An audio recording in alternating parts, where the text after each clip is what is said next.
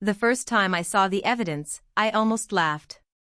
It was so small, so clumsy, that it looked like something a guilty person would leave precisely so they could be discovered and convinced themselves they'd been clever. A napkin shoved into the back of a coat pocket with lipstick on the corner. A receipt for a hotel bar charged to a card that should have been for a client dinner. A photo thumbnail peeking out from an unlocked tablet, a shadowed hallway, a hand at a waist. My wife, Mara, had been careful in ways I had never expected, careless in ways that made me realize she thought I was still the man who trusted without checking. We'd been married 7 years. We'd bought a house and argued about the same leaky faucet for longer than I cared to admit. We'd fallen into the comfortable cadence of domestic life, grocery lists, quiet Friday nights, the way she hummed when she made coffee. When the idea of infidelity entered my head, it arrived first as an absurdity. She worked long hours, she had friends and a social life, couples drifted sometimes. But the thing about doubt is that it settles and then multiplies. Once I found the napkin, every small omission, an unanswered call, an unexplained errand, a laugh that didn't reach her eyes, took on meaning. I could have confronted her. I could have thrown the evidence onto the kitchen table and demanded answers across the lamplit quiet. Instead, I did something far more calculated. I assumed she would assume I was clueless. She'd always been the smarter one in public, the charming one in circles, the person everyone believed when there was ambiguity. So I let her believe the lie for a while longer. Letting her think I didn't know gave me room to move. It gave me time to gather facts, to plan, to make sure whatever I did next would not be an outburst she could deflect but a consequence she could not rewrite. Over the next month I became, without intending to, an archivist of her life.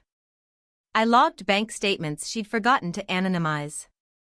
I noticed patterns in her calendar entries, client dinners that never matched the receipts she filed, hotel reservations that coincided with conference dates that did not exist.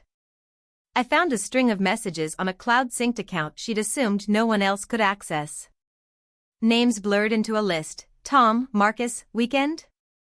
Little digital footprints that, when strung together, formed a trail. I didn't take any of it to friends or to family. Gossip would have turned consequence into spectacle and let her play the victim. I didn't smash her phone or break down doors. I did what I'd learned to do in negotiations: build a file that told a single, undeniable story. For every suspicion I had, I found confirmation. For every rumor that could be spun, I found the hard receipt that could not. There is a particular coldness that comes from assembling proof. You are both intimate and distant from the thing you loved, you hold it like an artifact under a light, cataloging damage. I would sit at my desk late and click through a folder that grew thick with screenshots and photos and timestamps. Sometimes I would play back a voice memo I'd recorded on the night I followed her footsteps to the hotel lobby and heard the muffled clink of glass in the background. The voice on the recording was steady, not hysterical, the voice was documentation. When I decided to act, I chose not to annihilate her life in a single, theatrical moment. I wanted consequences that matched the betrayal in scale and permanence, legal, financial, and reputational. The first move was practical. We had joint accounts, we had loans and a mortgage.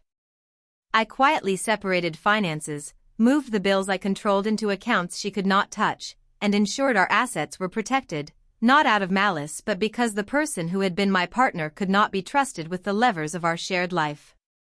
Locking the accounts was painful in its ordinariness, it was also effective. Money is the soft underside where most affairs try to hide. Second came the work angle. Mara's career was built on relationships and perception. She'd once told me that a reputation takes years to build and moments to destroy. I took that idea and treated it like a tool. I assembled my file and handed it, discreetly, to the head of her department with a single request: investigate. I did not want scandal, I wanted the company's own procedures to do what they did best. The HR department moved with the precise, bureaucratic cruelty that makes institutions efficient: inquiries, temporary suspensions, audits.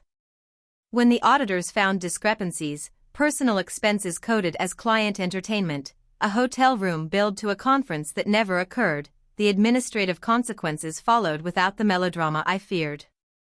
Promotions stalled. Clients were reassigned. An internal review left a blot on her record that took the edge off every smile. But career consequences were only part of the picture. There were people, too, the other men who thought themselves discreet. I made sure their partners knew. It was an awful step to take. I do not pretend I enjoyed delivering ruin to families that had trusted them. Yet secrecy is a public thing as much as a private one.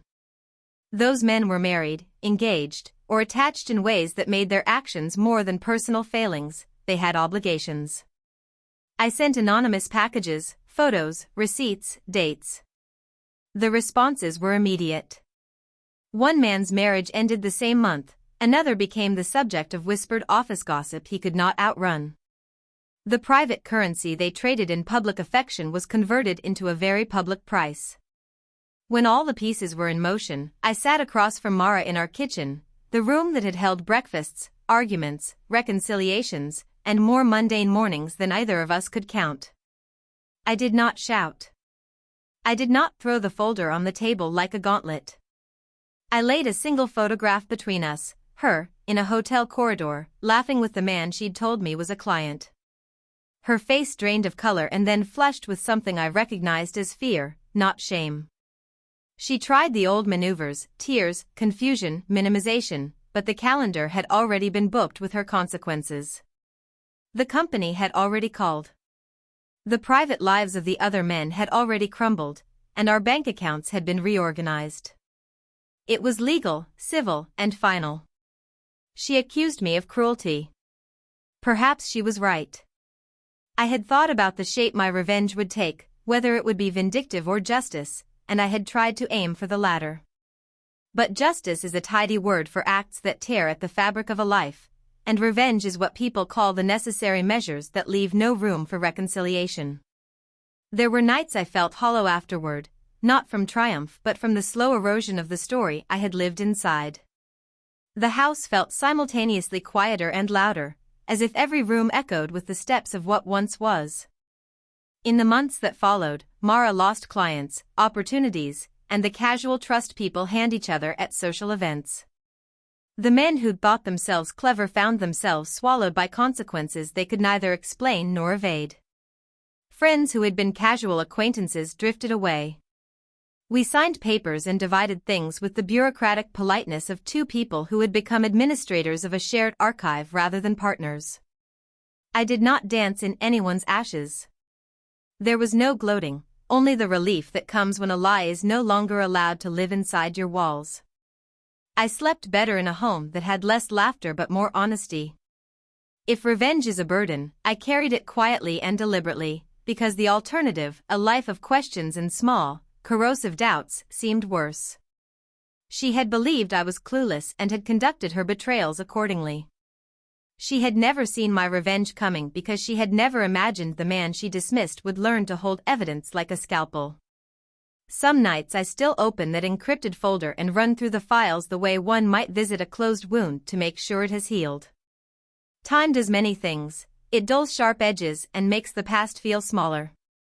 I do not know if I forgave her, and I do not know if forgiveness was ever my aim. What I do know is this: when trust is traded for secrecy, the cost is steep, and sometimes the only way to pay it is to make sure the ledger is balanced.